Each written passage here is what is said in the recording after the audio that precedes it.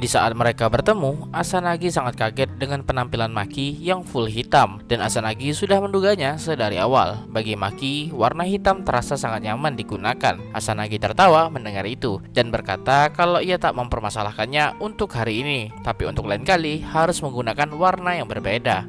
Mendengar kata lain kali membuat Maki sedikit kaget karena akan ada kedua kalinya mereka pergi bersama seperti ini. Juga, Maki bertanya akan pergi kemana mereka hari ini, tapi Asanagi sendiri tak tahu harus kemana. Dan biasanya ketika ia pergi bersama Amami, Amamiyu selalu membawanya ke tempat yang ia sukai, dan tak menyangka kalau mereka terlalu random. Asanagi bertanya apakah Maki tak pernah bermain di sekitar sini. Kalau pernah, sebaiknya pergi ke sana terlebih dahulu, tapi Maki tak pernah pergi ke tempat semacam ini. Namun, Maki punya satu tempat dan akan membawa Asanagi ke sana. Tapi ini bukanlah tempat yang biasa gadis datangi, dan ketika mereka sampai di tempat yang dimaksud, Maki merasa sangat malu karena itu adalah toko anime. Asanagi terdiam tak menyangka kalau ia diajak ke sini. Asanagi tak pernah datang ke tempat seperti ini sebelumnya, dan ini rasanya sangat luar biasa. Itu membuat Asanagi sangat bersemangat jadinya. Maki tak menyangka kalau Asanagi akan bereaksi seperti itu, tapi Asanagi benar-benar tulus dalam hatinya kalau tempat ini sangatlah luar biasa. Asanagi tak pernah punya kesempatan untuk datang ke tempat seperti ini sebelumnya, dan Maki merasa kalau itu sangat wajar bagi Asanagi. Asanagi pun melihat ke arah Maki dan berkata kalau sebaiknya Maki berhenti berkata seperti itu, yang membuat Maki bingung. Menurut Asanagi, karena mereka sudah berteman, sebaiknya berhenti bersikap formal seperti itu, dan Maki baru menyadarinya dan hanya memanggil Asanagi tanpa kata imbuhan. Tapi Maki merasa bersalah karena terkesan tak akrab sama sekali. Asanagi berkata sebaiknya Maki memanggil Asanagi dengan nama depannya Umi. Maki yang merasa malu berkata kalau Asanagi saja sudah cukup bagi Maki. Itu membuat Umi merasa sedikit kesal. Asanagi berkata kalau mereka tak sedekat itu, tapi itulah yang dikatakan Maki sebelumnya, dan bahkan memanggil Asanagi bodoh, yang membuat Asanagi melihat ke Maki. Karena Asanagi sangat bodoh, maka Asanagi akan masuk ke bilik dewasa untuk menggoda Maki, dan Maki langsung menghentikan Asanagi.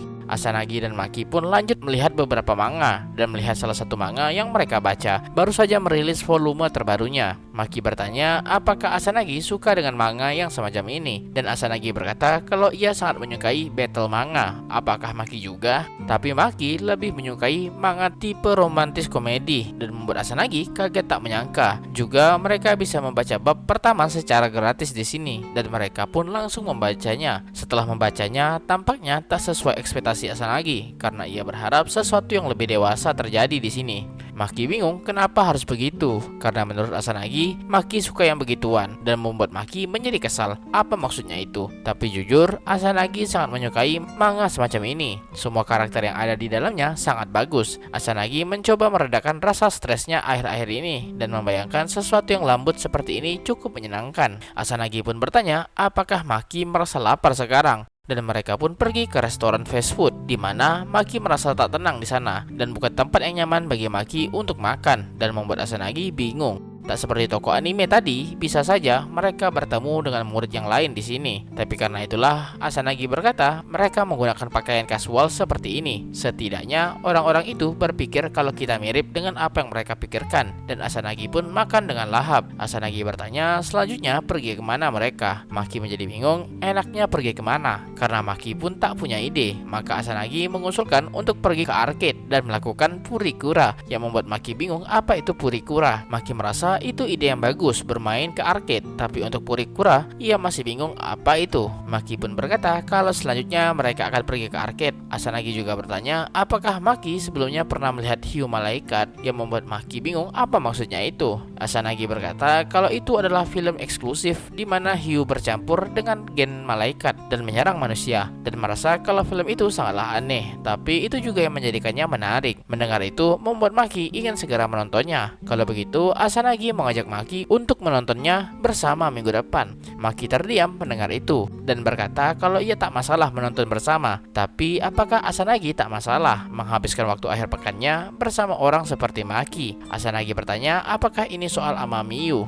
Asanagi berkata kalau dirinya sudah sering bersama selain akhir minggu dan tersenyum, tak menyangka kalau Maki seperhatian itu orangnya. Tapi Asanagi merasa tak masalah karena ini adalah hobi yang hanya bisa Asanagi lakukan bersama Maki. Sekitar setahun yang lalu, di mana Asanagi mulai tertarik dengan game dan film. Itu karena saudaranya mempunyai banyak sekali barang semacam itu dan Asanagi mulai meminjamnya satu persatu. Tapi Umi menyadari tak ada gadis seusianya yang menyukai hal semacam ini dan Asanagi hanya bisa menikmatinya sendirian. Jadi Asanagi memutuskan jika ia bertemu seseorang yang mempunyai minat yang sama dengannya, maka Asanagi akan berteman baik dengan orang itu. Maki kaget mendengarnya. Ternyata Asanagi mengetahuinya dari pengenalan diri mereka pertama kali. Dan tiba-tiba dari kejauhan tampaknya beberapa murid mengenali Asanagi Umi. Mereka tak menyangka kalau seseorang yang menolak seniornya itu ada di sini juga. Maki menjadi panik dengan situasinya yang sekarang. Dan mungkin saja kalau mereka juga senior mereka dan bertanya apakah rencana Asanagi yang berharap kalau kita hanyalah sekedar mirip ini akan berhasil. Orang-orang itu bingung apakah itu benar-benar Asanagi Umi karena ia tak bisa melihatnya dengan jelas. Tapi mereka menjadi tak peduli dan sangat kesal dengan Asanagi Umi yang bersikap sombong seperti itu. Mereka merasa kalau Asanagi Umi terlalu sombong dengan beraninya menolak senior yang setampan itu. Padahal Asanagi Umi tak dekat dengan siapapun dan berpikir bisa mendapatkan pria manapun yang dia inginkan. Asanagi Umi dari kejauhan hanya bisa mendengar itu dan tiba-tiba Asanagi meminta maaf ke Maki karena ini akan terasa canggung.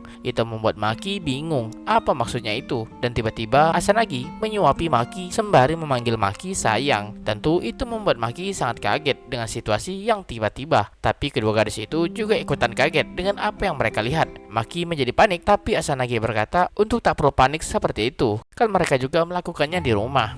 Asanagi pun menendang kaki Maki dan membuat kedua gadis itu semakin memperhatikan mereka. Asanagi berkata kalau Maki yang ingin menyuapi Asanagi dan Asanagi pun membuka mulutnya dan membuat Maki merasa sangat malu. Maki pun terpaksa mengikuti candaan ini dan menyuapi Asanagi. Ini membuat Asanagi tertawa bahagia dan itu berhasil mengecoh kedua gadis itu karena merasa malu melihat orang yang begitu mesra dan semakin yakin kalau itu bukanlah Asanagi Umi karena Asanagi Umi tak punya pacar. Juga Umi tak akan memilih pacar yang suram seperti itu yang membuat Asanagi menjadi tersinggung.